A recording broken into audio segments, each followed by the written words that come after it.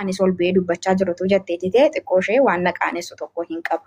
Garuu isheen sana hin dubbanne agalatoomtu sababii kanaa fi warri hattuu naan jettanii asuma irratti dhaabbadhaa. Abbaan na jaallatee dhufe malee anatti isa jaallatee dhaqe miti.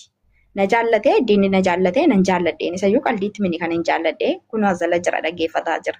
Sababii kanaaf ituuni namatti daarii qabu namni kuni beqa sin jaalladhee naa wajjin jiraattee aftee malee na fuutee aftee malee jedhee itti maraadheera ta'e isokee rakkoo tokko hin qabu badiin kan kiyya. Amma garuu abbaa dhufee gatii ta'eef waan tokko natti hin fakkaatu jecha keessaniifis bakka hin qabu waan ifuma arraba keessanii hin balleessina.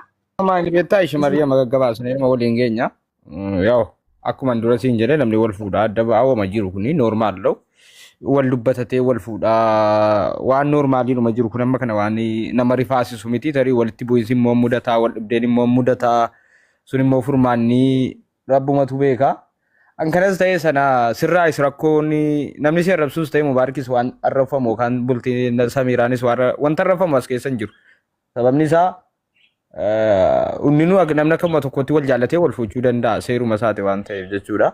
Amma kan mubaarik kun nama feemesii ta'eef malee ajendaa ta'e malee ajendaan ta'u ture kan mubaarik kun. Maaliif namni hundinuu inni kaan ijaazaa waan arge buufataa inni kaan waadanuutu jira jechuudha.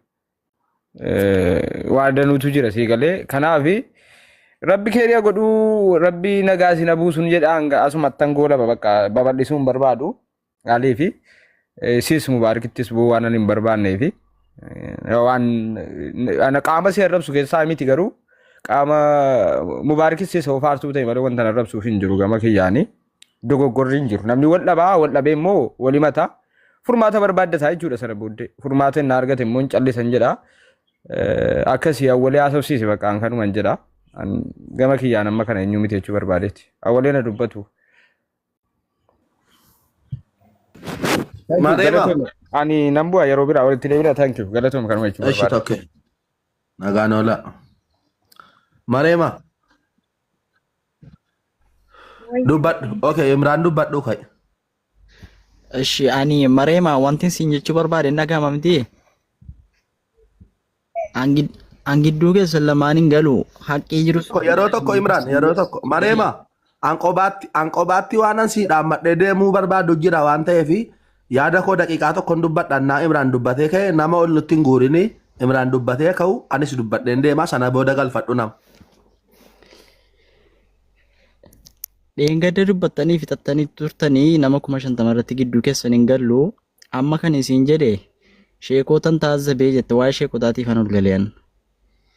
Sheekota waan taazabduuf hin qabdu Islaminaa ta'e lubbuu kee jettee amatte malee sheekotaatti miti. Sheekonni qulfii jannataa yookiin ka jahannamaa siin kennanu. Innaa haqqii kan koo jedhaa turte.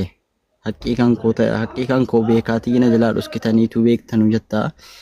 Dheengadda nama 50 irratti haa ta'u anoo gatiin isa jaalladhu akka inni natti deebi'uuf an akkas jedhe malee waa tokko narraan fuuni jettee amma deebite haqqii maalii gaafataa jirta?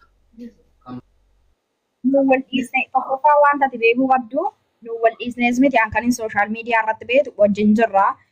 Karaa kana karaa waa'ee haqaa irratti karaa waa'ee namiidhee irratti hin dubbadhe maleeni wal dhiisne yookiin akka inni natti deebi'uu fi ollollee hin jenneani. Sadaffaan immoo an nama reefu nama kuma amma kana irratti ba'ee takkaa nama himadhees hin beeku majammaariyaa haqanii kootii wanta nama sodaachisu wayii qaba sii galee. Sababii kanaafi inni haca barbaruu beeku inni afaan ho'uu beeku haqa namaa dhoksuu danda'a. Inni beekamtiis nama caalaa qabu. Garuu dhugaan bakka jirtu jirti sii galee ani asichi agoola bamu tokkoffaan haalleen bakka hin taa'ee laayivii sana seenee dubbatachaa rollee naaf mijatee hin jiru.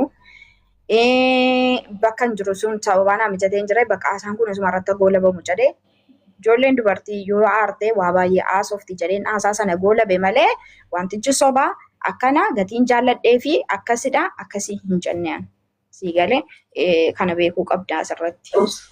Waa'ee ustaazotaa yoo ta'e immoo ani nama miidhamedha jedhee dubbatachaan jira darbee immoo achirratti gaafa halaalaa walitti dhuftan moo haraamaa walitti dhuftan gaafa jedhan lakkii halaaladha nikaa walirraa qabne jenne hani waa'ee nikaa kanaallee waan hin beeku hin qabu gaafa ishee waraqaa nikaa qabdu naan jette waa'ee nikaa kanaallee waan hin beeku hin qabu hin jedhe waa'ee nikaa kanaa waan hin beeku hin qabu waa'ee amantii musliimaa waan hin beeku hin qabu jedhe ijjisii namni tokko keessaan illee dhufee namni ustaaziidha sooshaal miidiyaa kanarraa nama meeqaaf dubbataa oolu nama meeqarraatu dhugaa namaa baasaa oolu nama meeqa jajjabeessaa oolu jedhanii maali mucaanana maaltu sitti bade maal si godhe namni kun maal si miidhe namni kun jedhanii dhufanii na gaafataniiru hin jedhe malee waan biraa miti kanumaan isaan komadhe ansii galee silaa namni jajjabeessamuu qabu ana maaliif fayyaamti isaa namni bakka amantii bura irraa gara amantii musliimaatti dhufe jajjabeessamuu qaba amantii kanatti jabaadhu jedhee intinaa ta'uu qaba sii galamti yaadaanis yoo ta'e gorsaanis yoo ta'e jechuudha.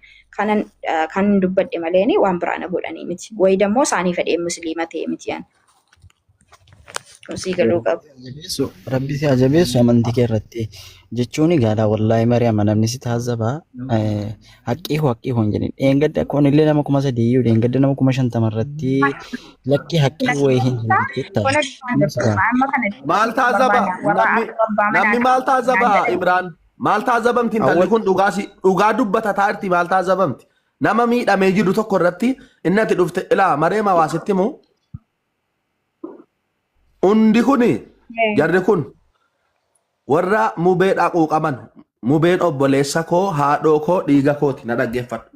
Hunda jaraa caalaa anatu isaa quuqama anatu isaa miidhama utuu mubeen waan tokko ta'ee anatu lubbuu koo jara hunda dabarsee kenna garuu jaalala fakkeessaa soba zim jedhanii mubeen hiriyaa kooti gwaaddanyaa kooti na beeku akka jedhuudha kan waan tokko mubeedhaa hin goone kan ituuma mucaa mubee yookiin si ta'ee haadha manaa isii sana ta'ee mataan isin dhukkubee bakka mubeen hin jirretti kiniinii mataa warra hin binneeftuyyuu miidhama keerra dhaabatee baqa mana akkanatti dhiisi miidhama keerra dhaabatee mubeen moo nama jaallatan fakkaatanii muudii qabatu malee siifis mubeedhaafis toluufi miti.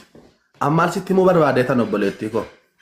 Ila duraan dursee ati nama gaarii ta'uu kee, nama qulqulluu ta'uu kee, nama bareedduu ta'uu kee utuun siin haasayin haasaa taasofturra, haasaati mana Firaa'olitti taasofterra, haasaati mana Abiibaatti taasofterra, viidiyoo si jala jiranurra waa hunda qoradhee nama nagaa nama qulqulluu ta'uu kee bareeda. Ati nama gaariidha. Garuu waan tokko jira. Waan ummataa hin galle tokko jira. Ati duraanii seenaan kee jireenyi kee waggaa 2 dura nama karaan dhugaan jireenyi Yesuus ta'uu baree amanee jiraattu turte. Tokko. Inni lammaffaa haati kee amma har'aatti gooftummaa Yesuus nama lallabaa jirtu ta'uusii qoradhee baree bira ga'eera.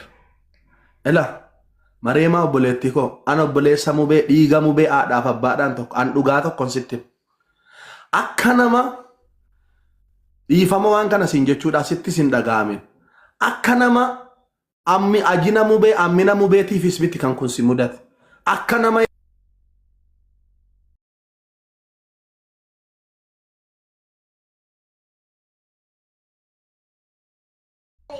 awwalee eenyu buuseen eenyu buuseen